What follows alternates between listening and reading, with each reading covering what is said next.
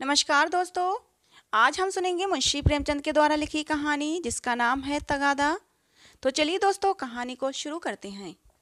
सेठ चेतराम ने स्नान किया, शिव जी को जल चढ़ाया, 2 दाने मिर्च चबाए, 2 लोटे पानी पिया और सोटा लेकर तगादे पर चले। सेठ जी की उम्र कोई 50 की थी। सिर के बाल झड़ गए थे और खोपड़ी ऐसी साफ सुथरी निकल आई थी जैसे ऊसर खेत। आपकी आंखें थी तो छोटी लेकिन बिल्कुल गोल। चेहरे के नीचे पेट था और पेट के नीचे टांगें, मानो किसी पीपे में 2 मेखें गाड़ दी गई हों। लेकिन ये खाली पीपा न था, इसमें सजीवता और कर्मशीलता कूट कूट कर भरी हुई थी। किसी बाकीदार आसामी के सामने इस पीपे का उछलना कूदना और पैंतरे बदलना देखकर किसी नट का चिगिया भी लज्जित हो जाता। ऐसी आंखें लाल पीली करते, ऐसे गरजते कि दर्शकों की भीड़ लग जाती थी। उन्हें कंजूस तो नहीं कहा जा सकता, क्योंकि जब वो दुकान पर होते तो हर एक भिखमंगे के सामने एक कौड़ी फेंक देते। हाँ, उस समय उनके माथे पर कुछ ऐसा बल पड़ जाता, आंखें कुछ ऐसी प्रचंड हो जाती, नाक कुछ ऐसी सिकुड़ जाती कि भिखारी फिर उनकी दुकान पर ना आता। लहने का बाप तगादा है, इस सिद्धांत के वो अनन्य भक्त थे। जलपान करने के बाद संध्या समय तक वो बराबर तगादा करते रहते थे। इसमें एक तो घर का भोजन बचता था, दूसरे आसामियों के माथे दूध पूरी मिठाई आदि पदार्थ खाने को मिल जाते थे। एक वक्त का भोजन बच जाना कोई साधारण बात नहीं। एक भोजन का एक आना भी रख लें तो केवल इसी मद में उन्होंने अपने 30 वर्षों के महाजनी जीवन में कोई 800 रुपये बचा लिए थे। फिर लौटते समय दूसरी बेला के लिए दूध दही तेल तरकारी उपले ईंधन मिल जाते थे। बहुधा संध्या का भोजन भी न करना पड़ता, इसलिए तगादे से न चूकते थे। आसमान फटा पड़ता हो, आग बरस रही हो, आंधी आती हो, पर सेठ जी प्रकृति के अटल नियम की भांति तगादे पर जरूर निकल जाते। सेठानी ने पूछा, भोजन? सेठ जी ने गरज कर कहा, नहीं। सांझ का? आने पर देखी जाएगी। सेठ जी के किसान पर 5 रुपये आते थे। 6 महीने से दुष्ट ने सूद ब्याज कुछ न दिया था और न कभी कोई सौगात लेकर हाजिर हुआ था। उसका घर 3 कोस से कम न था, इसलिए सेठ जी टालते आते थे। आज उन्होंने उसी गांव चलने का निश्चय कर लिया। आज बिना दुष्ट से रुपये लिए न मानूंगा, चाहे कितना ही रोए और घिघियाए। मगर इतनी लंबी यात्रा पैदल करना निंदास्पद था। लोग कहेंगे, नाम बड़े दर्शन थोड़े, कहलाते सेठ हैं चलते हैं पैदल। इसीलिए मंथर गति से इधर उधर ताकते, राहगीरों से बातें करते चले आते थे कि लोग समझें वायु सेवन करने जा रहे हैं। सहसा एक खाली का उनकी तरफ आता हुआ मिल गया। इक्केबान ने पूछा, कहाँ लाला, कहाँ जाना है? सेठ जी ने कहा, जाना तो कहीं नहीं, 2 परख तो है, लेकिन लाओ बैठ ही जाएं। इक्के वाले ने चुपती हुई नजरों से सेठ जी को देखा। सेठ जी ने भी अपनी लाल आंखों से उसे घूरा। दोनों समझ गए, आज लोहे के चने चबाने पड़ेंगे। इक्का चला। सेठ जी ने पहला बार किया, कहाँ घर है मियाँ साहब? घर कहाँ है हुजूर, जहाँ पड़ रहूं वहीं घर है। जब घर था तब था, अब तो बेघर बेदर हूँ, और सबसे बड़ी बात यह है कि बेपर हूँ। तकदीर ने पर काट लिए, लंडूरा बनाकर छोड़ दिया। मेरे दादा नवाबी में चकलेदार थे हुजूर, 7 जिले के मालिक। जिसे चाहें तोप दम कर दें, फांसी पर लटका दें। निकलने से पहले लाखों की थैलियाँ नजर चढ़ जाती थीं हुजूर। नवाब साहब भाई की तरह मानते थे। एक वो दिन थे, एक ये दिन है कि हम आप लोगों की गुलामी कर रहे हैं, बस दिनों का फेर है। सेठ जी को हाथ मिलाते ही मालूम हो गया था पक्का फिकैत है। पर अब तो कुश्ती बध गई थी, अखाड़े में उतर पड़े थे। बोले, तो ये कहो कि बादशाही घराने के हो? ये सूरत ही गवाही दे रही है। दिनों का फेर है भाई, सब दिन बराबर नहीं जाते। हमारे यहाँ लक्ष्मी को चंचला कहते हैं, बराबर चलती रहती हैं। आज मेरे घर, कल तुम्हारे घर। तुम्हारे दादा ने रुपये तो खूब छोड़े होंगे। इक्के वाला बोला, अरे सेठ, उस दौलत का कोई हिसाब ना था। ना जाने कितने तहखाने भरे हुए थे। बोरों में सोने चांदी के डले रखे हुए थे। जवाहरात टोकरियों में भरे पड़े थे। एक एक पत्थर 50-50 लाख का। चमक दमक ऐसी थी कि चिराग मात। मगर तकदीर भी तो कोई चीज़ है। इधर दादा का 40वां हुआ, उधर नवाबी बुर्द हुई। सारा खजाना लुट गया। छकड़ी पर लाद लाद कर लोग जवाहरात ले गए। फिर भी घर में इतना बच गया था कि अब्बा जान ने जिंदगी भर ऐश किया। ऐसा ऐश किया कि कोई भकुआ करेगा। 16 कहारों के सुखपाल पर निकलते थे। आगे पीछे चौबदार दौड़ते चलते थे। फिर भी मेरे गुजर भर को उन्होंने बहुत छोड़ा। अगर हिसाब किताब से रहता तो आज भला आदमी होता। लेकिन रईस का बेटा रईस ही तो होगा। एक बोतल चढ़ाकर बिस्तर से उठता था। रात रात भर मुजरे होते रहते थे। क्या जानता था एक दिन ये ठोकरें खानी पड़ेंगी। सेठ बोले, अल्लाह मियाँ का शुक्र करो भाई कि ईमानदारी से अपने बाल बच्चों की परवरिश करते हो। नहीं तो हमारे तुम्हारे जैसे कितने ही भाई रात दिन कुकर्म करते हैं, फिर भी दाने दाने को मोहताज रहते हैं। ईमान की सलामती चाहिए, नहीं दिन तो सबके कट जाते हैं। दूध रोटी खाकर कटे तो क्या, सूखे चने चबाकर कटे तो क्या। बड़ी बात तो ईमान है। मुझे तो तुम्हारी सूरत देखते ही मालूम हो गया था कि नियत के साफ सच्चे आदमी हो। बेईमानों की तो सूरत ही से फटकार बरसती है। इक्के बाला बोला, सेठ जी, आपने ठीक कहा कि ईमान सलामत रहे तो सब कुछ है। आप लोगों से 4 पैसे मिल जाते हैं, वही बाल बच्चों को खिला पिलाकर पड़ रहता हूँ। हुजूर और इक्के बालों को देखिए तो कोई किसी मर्ज में मुब्तला है और कोई किसी मर्ज में। मैंने तो तौबा कर ली है कि ऐसा काम ही क्यों करें कि मुसीबत में फंसें। बड़ा कुनबा है हुजूर, माँ हैं, बच्चे हैं, कई बेबाएँ हैं और कमाई सिर्फ यही इक्का। फिर भी अल्लाह मियाँ किसी तरह निभाए जाते हैं। सेठ जी बोले, वो बड़ा कारसाज है खां साहब, तुम्हारी कमाई में हमेशा बरकत होगी। इक्के वाला बोला, आप लोगों की मेहरबानी चाहिए बस। सेठ जी बोले, भगवान की मेहरबानी चाहिए, तुमसे खूब भेंट हो गई। मैं इक्के वालों से बहुत घबराता हूँ, लेकिन अब मालूम हुआ अच्छे बुरे सभी जगह होते हैं। तुम्हारे जैसा सच्चा दीनदार आदमी मैंने नहीं देखा। कैसी साफ तबीयत पाई है तुमने कि वाह। सेठ जी के ये लच्छेदार बातें सुनकर इक्के वाला समझ गया कि ये महाशय परले सिरे के बैठकबाज हैं। ये सिर्फ मेरी तारीफ करके मुझे चकमा दिया चाहते हैं। अब और किसी पहलू से अपना मतलब निकालना चाहिए। इनकी दया से तो कुछ ले मरना मुश्किल है। शायद इनसे भय से कुछ ले मरूं। बोला, मगर लाला, ये ना समझिए, मैं जितना सीधा और नेक नजर आता हूँ उतना सीधा और नेक हूँ भी। नेकों के साथ नेक हूँ, लेकिन बुरों के साथ पक्का बदमाश हूँ।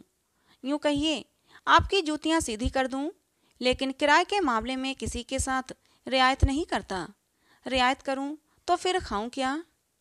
सेठ जी ने समझा था इक्के वाले को हत्थे पर चढ़ा लिया, अब यात्रा निर्विघ्न और निशुल्क समाप्त हो जाएगी। लेकिन ये लाभ सुना तो कान खड़े हुए। बोले, भाई, रुपये पैसे के मामले में मैं भी किसी से रियायत नहीं करता, लेकिन कभी कभी जब यार दोस्तों का मामला आ पड़ता है तो झक मारकर दबना ही पड़ता है। तुम्हें भी कभी कभी बल खाना ही पड़ता होगा। दोस्तों से बेमुरब्बती तो नहीं की जाती ना। इक्के वाले ने रूखेपन से कहा, मैं किसी के साथ मुरब्बत नहीं करता। मुरब्बत का तो सबक उस्ताद ने पढ़ाया ही नहीं। एक ही चंचूल हूँ। मजाल क्या कि कोई एक पैसा दबा ले। घर वाली तक को मैं एक पैसा नहीं देता, दूसरों की बात ही क्या है। और इक्के वाले अपने महाजन की खुशामद करते हैं, उनके दरवाज़ों पर खड़े रहते हैं। यहाँ महाजनों को भी धता बताता हूँ, सब मेरे नाम को रोते हैं। रुपये लिए और साफ डकार गया।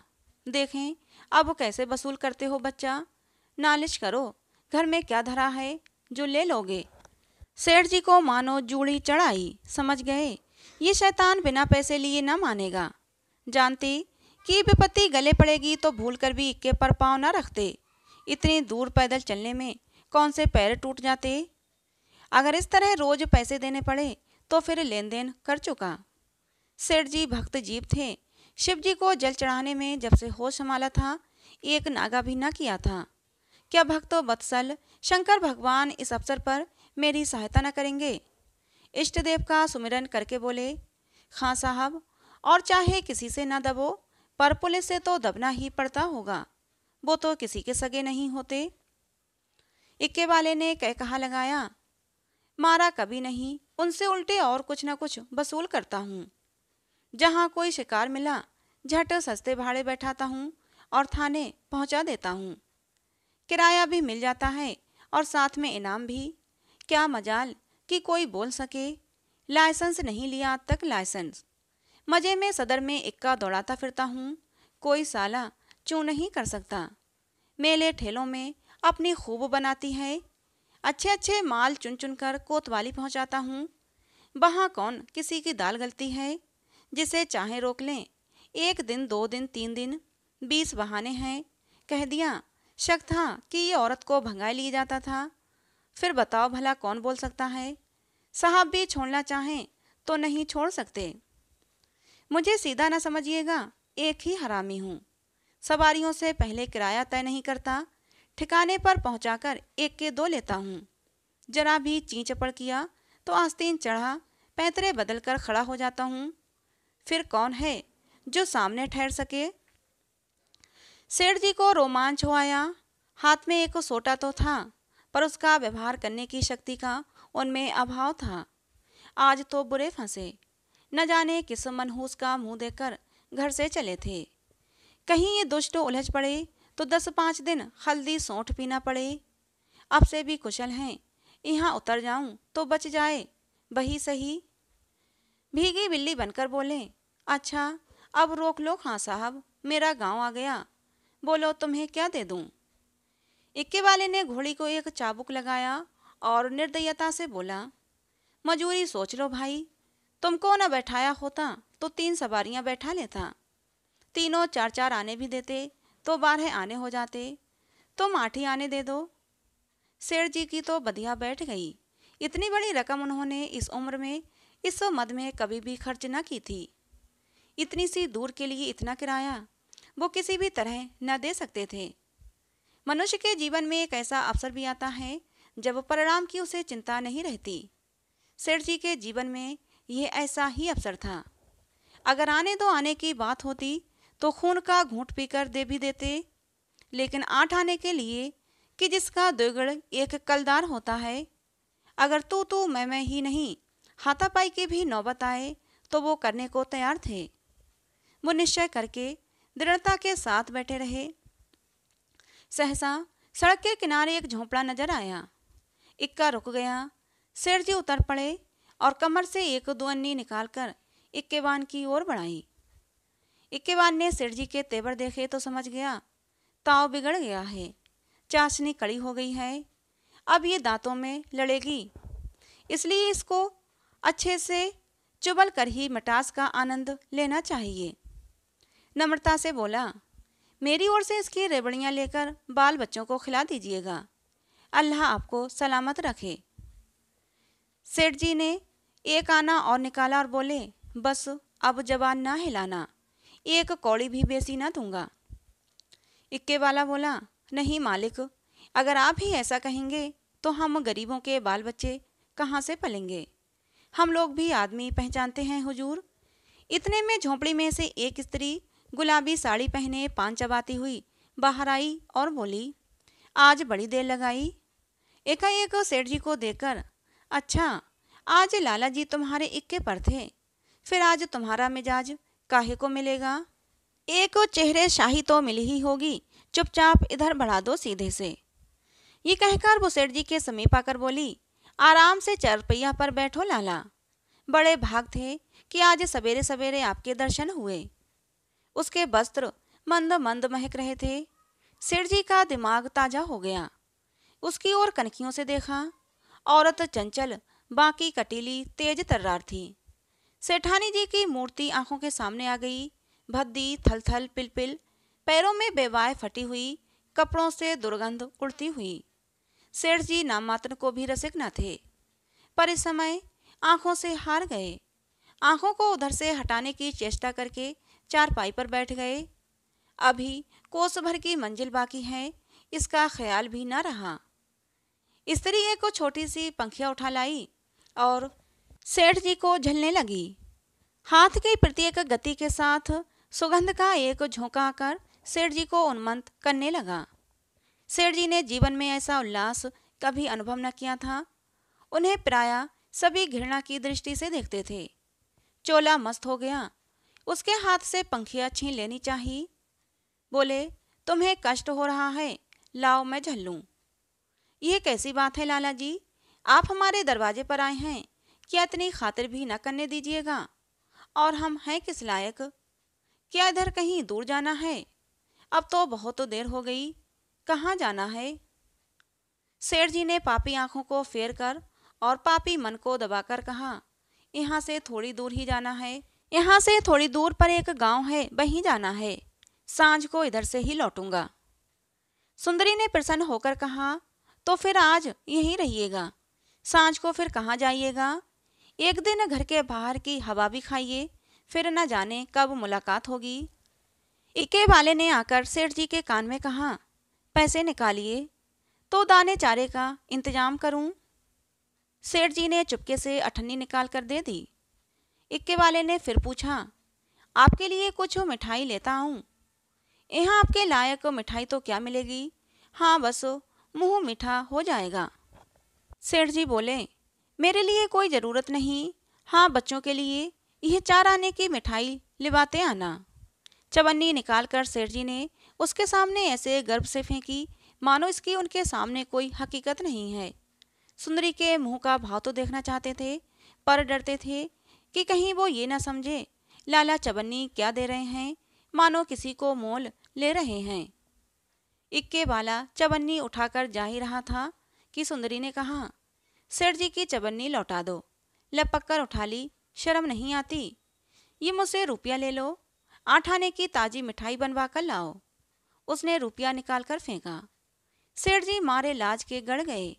एक इक्के बान की भटियारिन, जिसकी टके की भी औकात नहीं, वो इतनी खातिरदारी करे कि उनके लिए पूरा रुपया निकाल कर दे दे। ये भला वो कैसे सह सकते थे? बोले, नहीं नहीं, ये नहीं हो सकता, तुम अपना रुपया रख लो। रसिक आंखों को तृप्त करके बोले, मैं रुपया दिए देता हूँ, ये लो 8 आने की ले लेना।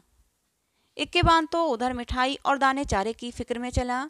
इधर सुंदरी ने सेठ से कहा, वो तो अभी देर में आएगा लाला, तब तक पान तो खाओ। सेठ जी ने इधर उधर ताककर कहा, यहाँ तो कोई तंबोली नहीं है।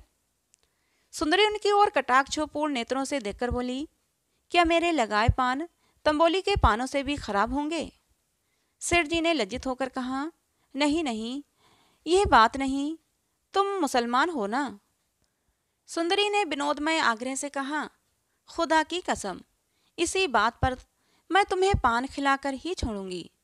ये कहकर उसने पानदान से एक बीड़ा निकाला और सेठ जी की तरफ चली। सेठ जी ने 1 मिनट तक तो हाँ हाँ किया, फिर दोनों हाथ बढ़ाकर उसे हटाने की चेष्टा करने लगे।